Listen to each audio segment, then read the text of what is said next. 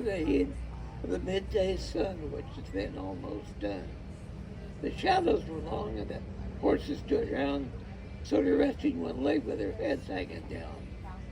There's a couple of cowpunchers here at the Clayton Saloon. They're trying to sing, and they're both out of tune. The end of Main Street was dusty and narrow, scratching the dirt with some chickens and sparrows. The dogs, they slept in the shade, and the people they strolled like they felt plumb contented in body and soul.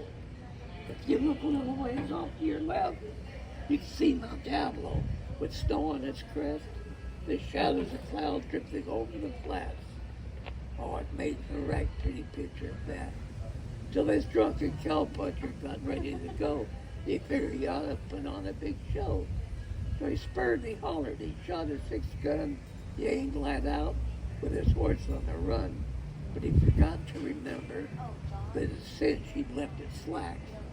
Till after he got that old pony track.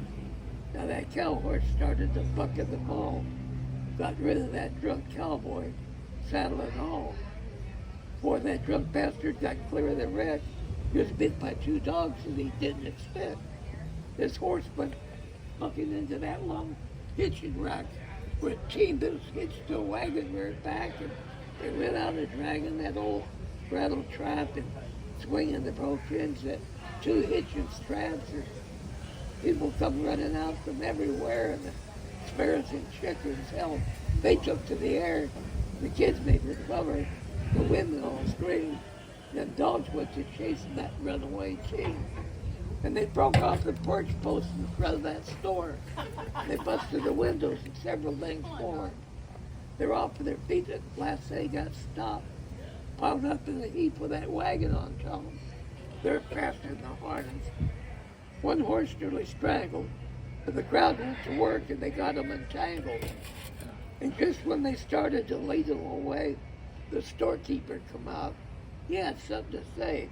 His place had been wrecked. What made things worse still was a man with a team with that store man a bill. He said he'd take it right out of his hide. He sure wasn't bluffing, because he got it and tried.